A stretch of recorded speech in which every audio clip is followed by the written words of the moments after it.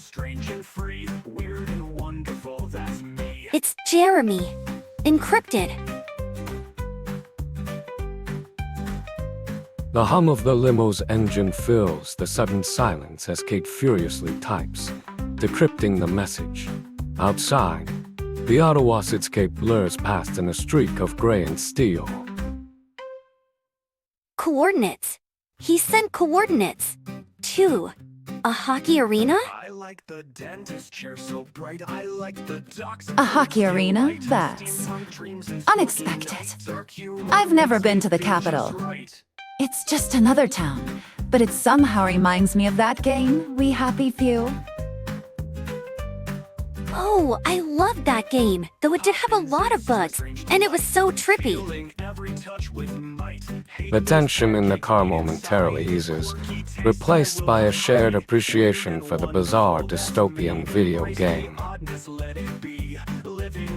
Total Austin Powers meets Clockworker and John Drugs. Steve, silent until now, chuckles softly. The sound a low rumble in the confines of the limo. Sounds like a fever dream. I might have to check it out. I'll watch. Me too. Don't leave me out. This game must be that good. Or is that odd? The levity dissipates as quickly as it arose, replaced by a renewed sense of urgency. It's both. Remember that part where they have that weird religion, and they do Simon Says in a church? The limo pulls up to a curb, the sleek vehicle a stark contrast to the gritty surroundings. The hockey arena looms ahead, a monolithic structure casting a long shadow in the early morning light. Anxiety hangs thick in the air, a palpable tension that settles over the occupants of the car. This place. It gives me the creeps. This place.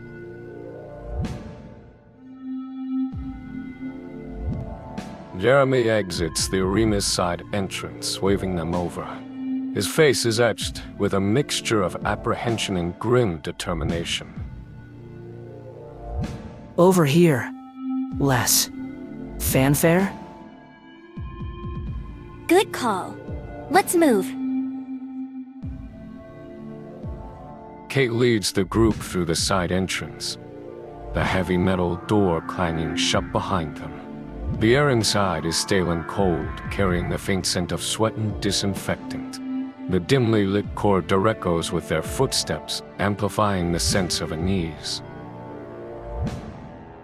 Place is a ghost town. Too quiet. Agreed. Where did you disappear off to? Scouting.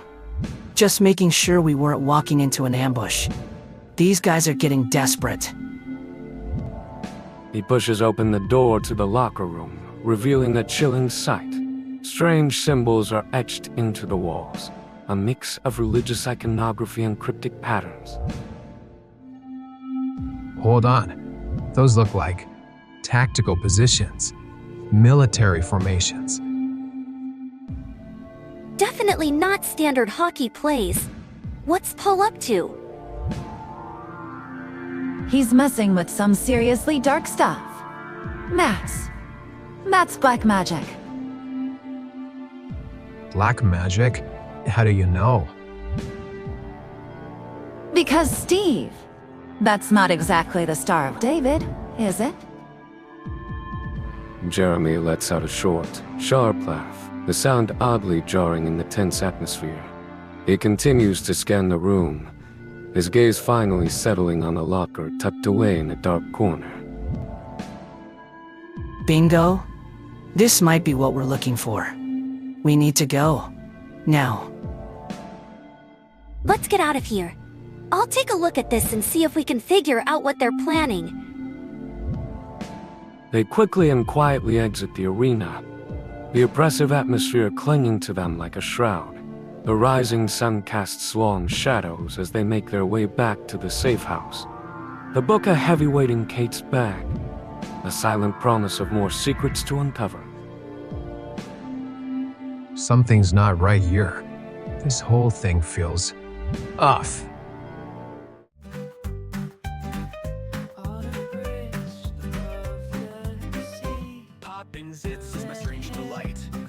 The safe house, usually a haven, felt charged with a nervous energy. The scent of baking cookies battled with the metallic tang of fear. This cipher is unusual, ancient, even. I've never seen anything like it. Hopefully, these will help. Sugar always soothes the savage beast. More like fuels it. You kids in your sugar rushes. Outside, Steve paced restlessly in the backyard, the crisp air doing little to cool his anxiety. He's been like that since we left the arena. Steve, son, pacing's a natural stress reliever, but it won't completely relieve stress. Try writing in a journal or something. Dad, you know I'm not much for journaling. It's always because you're afraid I'll psychoanalyze you. Have you ever psychoanalyzed him, Peter? Many times. Started when he was a boy and started looking at pretty women. I noticed pretty women at 11, Dad. You helped me learn how not to act like an ape around them. What do you mean? Act like an ape? You taught me how to be a gentleman. Showing emotion isn't a weakness. We can be strong and feel deeply. Good lesson. Too many men see a beautiful woman and lose their minds, forgetting their people too. Showing a feminine side isn't a bad thing either. Yeah, no kidding.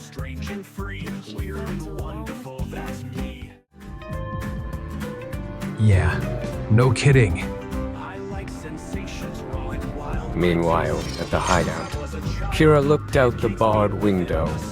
She had never seen Ottawa in the flesh, but now that she was here, she still couldn't go outside. The city lights gleamed in the distance, a cruel reminder of her captivity. She tugged at the chain around her ankle, desperate for it to fall off.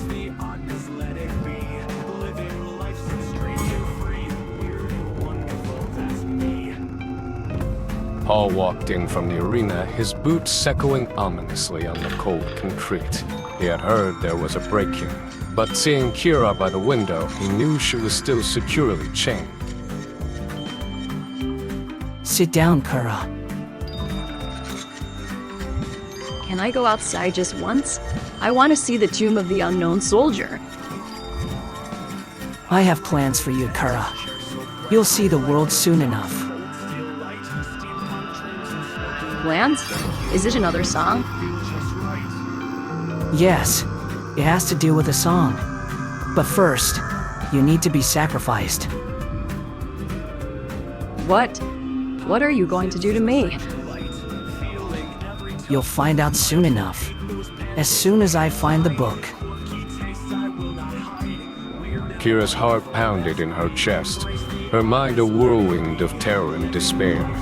The chains around her ankle felt heavier than ever, a constant reminder of her helplessness. Please. Please don't do this. Begging won't help you, Para. You're a tool for a greater cause. You should be honored. Honored? You're insane. Insane? Perhaps? But I'm the one with the power here.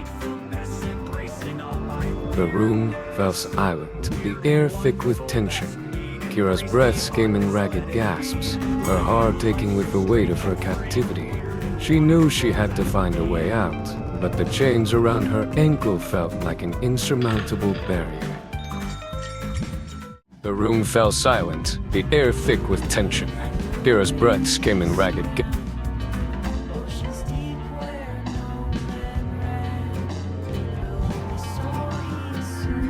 to be something.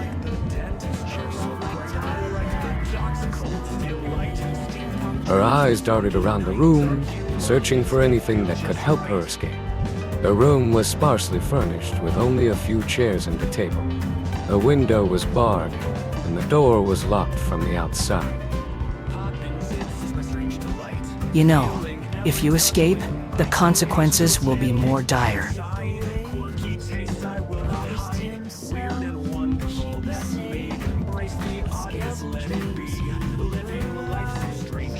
You're a good girl, Kara.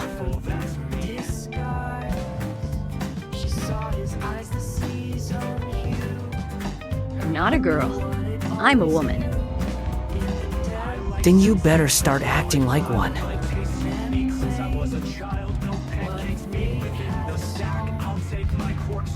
I'm going to make supper. Keep that fiery spirit, Kara.